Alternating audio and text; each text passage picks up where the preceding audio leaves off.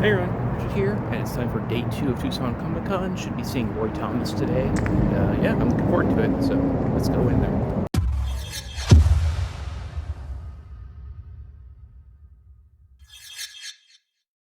Alright, for day 2 I kind of went in with the mindset of just walking around a bit, checking things out, looking at the booths, all that good stuff. Just kind of walk around and get a lay of the land. I ended up going by a few artist booths and setting up some commissions that I was going to pick up on day 3, so we'll show those in the next video.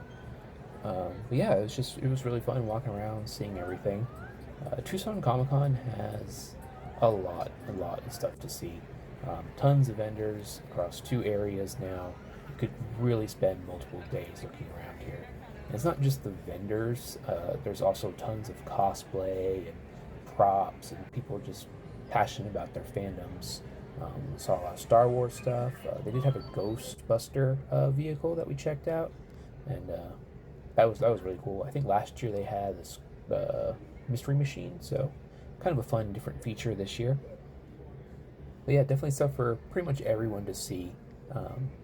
Really no complaints about the stuff to do there. And of course, they always have a really good lineup of food trucks available. So yeah, it was great. So for day 2, other than just walking around and sort of seeing everything, chatting with a few people here and there, I did have a few signatures I planned to get. And the first place I stopped was actually to meet Terry Moore. Really cool guy. We talked for a while, ended up getting this signed as a hardcover of Spider-Man Loves Mary Jane. He signed it right here on the front. Very fun guy to talk to.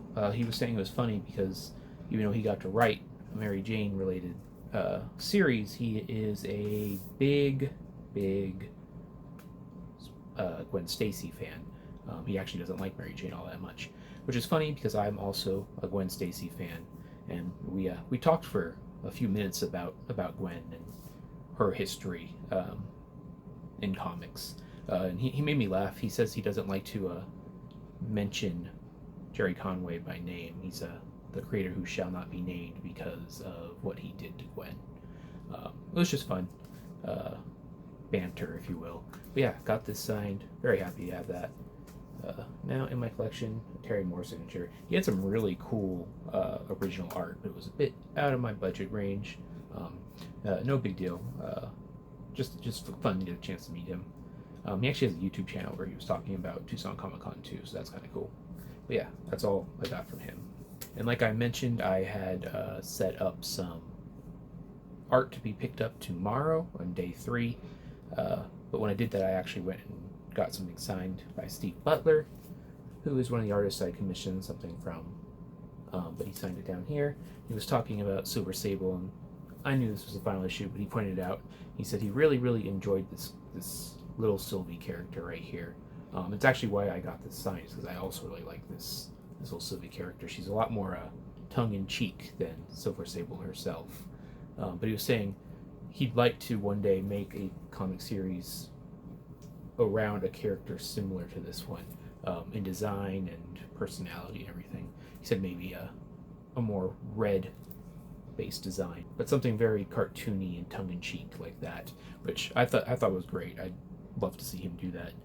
He over this whole weekend, the amount of art he pumps out for as cheap as he does impressed me. But yeah, got that signed by him. And sort of the big draw of day 2 for me was meeting Roy Thomas and getting things signed by him. I had the pleasure of talking to him for a while. I actually went and got things signed by him multiple times. It was $50 for anything witnessed and just a donation for anything else.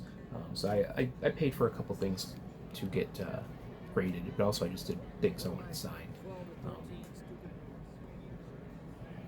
As you saw in that clip, I did get him to sign my Savage Sword of Conan #1 and 235, the final issue.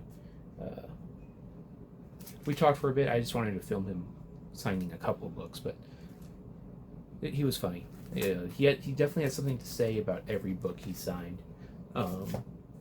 And I got quite a few things signed, so I might as well show them. Conan the Barbarian #23, First Red Sonja. Yeah, got that one signed. Conan the Barbarian #275, the final issue. He likes this cover. He said he was sad when the series ended. It was just basically licensing that caused it to end. Marvel Team Up #1. He said he is thankful he got the chance to write this book, but he isn't a super fan of it because he doesn't like writing Spider-Man, which surprised me. He didn't really elaborate why when I expressed surprise, but yeah, he does not enjoy writing Spider-Man. Ghost Rider #1, the original Ghost Rider. Marvel Superheroes #13. And then Doctor Strange 169. So yeah, got all those signed by him. Like I said, pleasure to meet him. I went back multiple times, chatted with him every single time. He always had a line throughout the show, which I think says a lot about who he is in the comic industry. But yeah, that's all as far as signatures on day 2. I did pick up a couple things when I was walking around, so I'll go ahead and grab those and show those real quick. Alright, so I did pick up a few Yu-Gi-Oh cards. There's price points on these, price stickers on all these, but I paid a little bit less than that because they bundled up together. But I got this Thunder Nian first edition from Legacy of Darkness. I collect Legacy of Darkness, so these are just ones for the binder. Ryu Senshi, super rare. And Dark Ruler Hades, ultra rare. Yeah, I was happy to see some reasonably priced Yu-Gi-Oh cards just walking around, so grab those. And then the last thing I grabbed on day 2, I was really happy to see this. There were only a few, I guess, sort of anime focused type booths, but this was in one of them. This is the Japanese release, One Piece Volume 4 Billion, I think it is, which was released to people seeing the One Piece film movie in Japan. I think it's like the first few million people got one. They went into multiple printings, but this was the first printing. And it's a thin manga-sized book that is essentially a bunch of concept art that Oda did, with little notes and stuff from Oda all over it. Fun just to flip through, check out, look at his concept stuff, but because I'm a fan of Otto and Uta, anytime I see something with her on it, I will pick it up. And I have been trying to get into One Piece recently. It's kind of an uphill battle, but I figured why not? I picked that up. This was only $10, I think.